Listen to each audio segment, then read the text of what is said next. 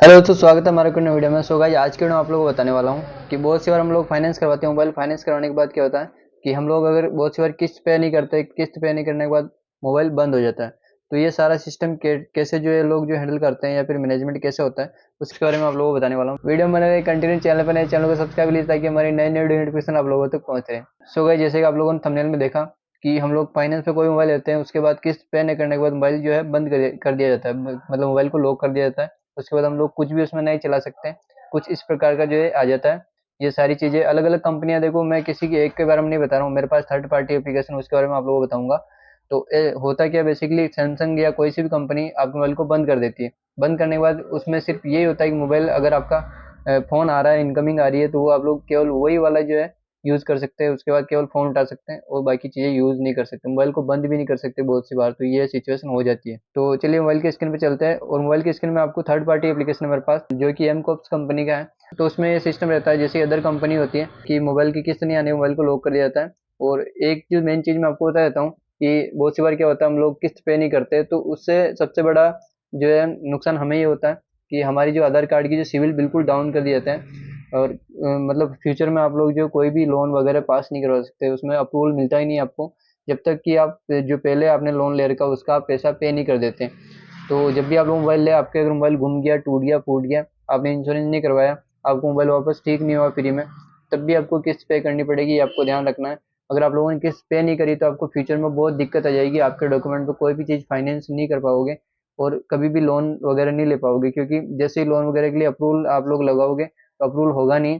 और उसमें जो है आपके पुराने जो जो भी आप लोगों ने फाइनेंस करवाया है, जो लोन ले रखा, वो जो है चीज़ आप अगेन आपको उसमें दिखाएगी और आपको पे करना पड़ेगा पैसा। लेकिन तब तक बहुत टाइम हो चुका होगा, आपको इंटरेस्ट के साथ जो है पूरे ब्याज के साथ पैसा वसूल लिया जाएगा कंपनी द्वारा। इसलिए जब भी कोई मोबाइल लो तो किस्त पे कर दो टाइम पे, ताकि आपको कोई भी दिक्कत भविष्य में नहीं रहे। सो गाइस वीडियो करते हैं कंटिन्यू। जैसा कि आप लोग यहाँ पे देखेंगे एम कॉप्स की जो मेरे पास एप्लीकेशन नहीं है, जो मैं आपको बताना चाह रहा हूँ कि सारी जो एप्लीकेशन किस तरह से वर्क करती है। जो मतलब सारी फाइनेंस एप्लीकेशन वर्क करती है उसी प्रकार से ये भी वर्क करती है। तो अभी मेरे पास बैलेंस की है जीरो, यहाँ पे आप लोग देख सकते हैं बैलेंस की जीरो है मेरे पास। और यहाँ पे generate code, send advertisement, scan QR, my account, management password और टेक सपोर्ट और लॉग आउट, ये सारे ऑप्शन इसमें मिलते हैं। कि जो भी सारी फाइनेंस कंपनी होती है उस वाले एप्लीकेशन में भी यही सिस्टम रहता है कि ऑटोमेटिक अगर आप लोग किस्त पे नहीं करेंगे तो ऑटोमेटिक ऑफ भी हो जाएगा, मैनुअल भी ऑन ऑफ जो यहाँ से कर सकते हैं। मैनुअली हम लोग मोबाइल को लॉक कर सकते हैं, अनलॉक कर सकते हैं, सारा सिस्टम इसमें होता है। तो चलिए सबसे पहले मैं आपको रिटेल फाइनेंस पे क्लिक करके दिखाता हूँ इसमें क्या क्या ऑप्शन आते हैं। सबसे पहले ये ऑप्शन आता है जैसे कि यहाँ पे कोई भी मुझे नया कुछ ऐड करना है, जैसे कोई मोबाइल है मेरे पास नया, उसमें ये एप्लीकेशन इसमें इंस्टॉल करना है उस वाले मोबाइल में। तो यहाँ पे मैं क्या करूँगा कि स्कैन कोड कर लूँगा, यहाँ पे स्कैन कोड भी कर सकता हूँ या फिर एंटर, यहाँ पे आईएमआई नंबर भी एंटर कर सकता हूँ। ठीक है, तो अभी मैं आपको बताने वाला हूँ कि जो मेरे पास ऑलरेडी मोबाइल इसमें इंक्लूड है, इंस्टॉल कर रखा है मैंने। तो ये सारे यहाँ पे आप लोग देख सकते हैं। देखिए अनलॉक है अभी, ये सॉफ्टवेयर मैंने इसमें से रिमूव कर दिया है।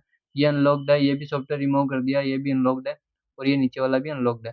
जैसे आप लोग यहाँ पे देखेंगे बहादुर बेरा वाला, इस पे क्लिक करेंगे तो यहाँ पे क्लिक करने के बाद ये देखिए सारी जो इन्फॉर्मेशन मेरे पास रहती है कि इसका ईमेल आईडी मेरे पास है, मोबाइल नंबर मेरे पास है, मोबाइल अभी किस स्थिति में एक्टिवेट है या नॉन एक्टिवेट है। तो यहाँ पे एक्टिवेट है, मोबाइल चल रहा है।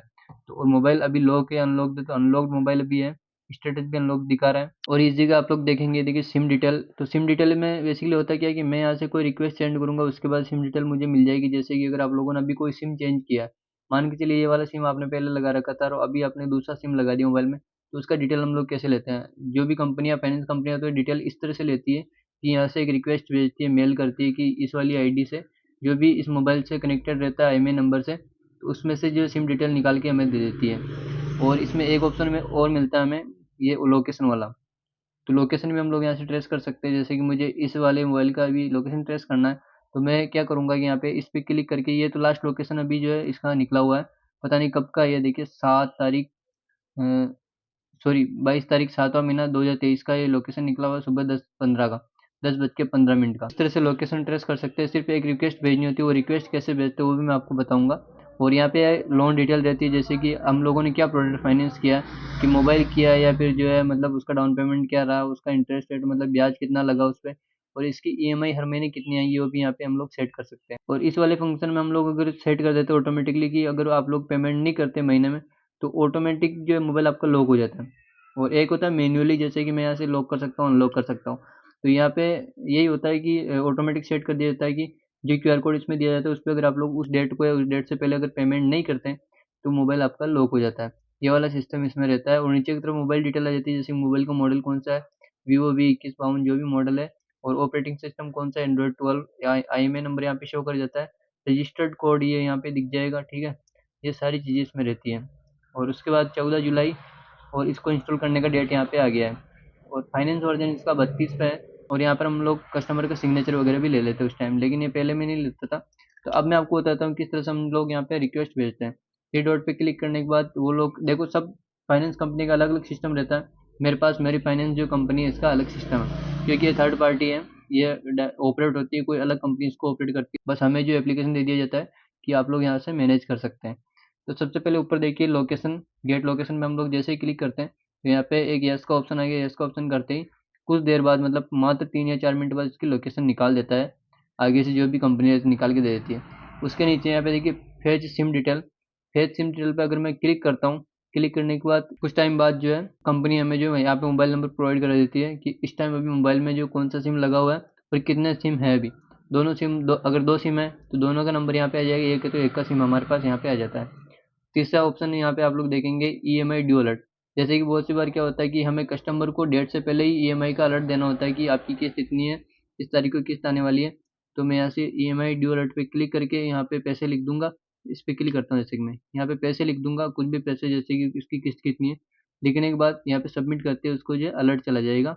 एक तरह से मोबाइल पूरी स्क्रीन पे जो है पॉपअप शो करेगा कि आपकी किस्त आने वाली है और ये किस्त है आपकी। चौथा ऑप्शन हमारे पास है ऐप लॉक का।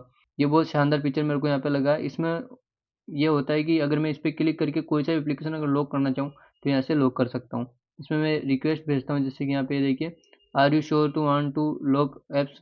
तो यहाँ पे यस करते ही ऑटोमेटिक यहाँ से रिक्वेस्ट जाएगा आगे कंपनी को। कंपनी को रिक्वेस्ट जाने के बाद वो मुझे वापस मेल भेजेगी या फिर व्हाट्सअप भी कर देगी कि आपको कौन सा एप्लीकेशन का लॉक करना है। तो वो सारा फीचर मैं यहाँ से कंट्रोल कर सकता हूँ। बस ये है कि मैं उसका डाटा नहीं देख सकता, सिर्फ मैं लॉक कर सकता हूँ। उसके मोबाइल में क्या डाटा पड़ा क्या नहीं पड़ा वो मैं कुछ भी नहीं देख सकता। मेरा नॉर्मल काम है कि मैं यहाँ से लॉक और अनलॉक कर सकता हूँ। और यहाँ से कुछ भी जो है EMI अलर्ट भेज सकता हूँ उसको। और उसका सिर्फ नंबर देख सकता हूँ, मोबाइल नंबर, और उसकी लोकेशन देख सकता हूँ।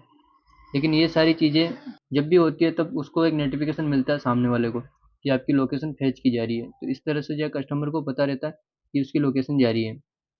और कस्टमर चाह के भी उसको हटा नहीं सकता, क्योंकि आप लोगों ने EMI मोबाइल लिया तो एक तरह से हमारे कंट्रोल में मोबाइल रहता है कुछ टाइम के लिए, जब तक आप EMI पे नहीं कर देते। और अगर आप लोग EMI पे नहीं करते तो आप ही को नुकसान है, क्योंकि आपका सिविल डाउन हो जाता है। और एक टाइम आता है जब आप किसी भी चीज़ के लिए अप्रूवल लेना चाहते हो, जैसे कि आपको लोन वगैरह लेना है, तो उस टाइम अप्रूवल मिलता नहीं है। और जो आपने मोबाइल या कुछ भी फाइनेंस करवाया उसकी किस्त अगर आप लोगों ने पे नहीं करी है, उस टाइम वहाँ पे वो चीज़ दिखा देगी आप लोगों ने जो किस्त इसका पे नहीं किया, ये पेमेंट अभी बाकी है।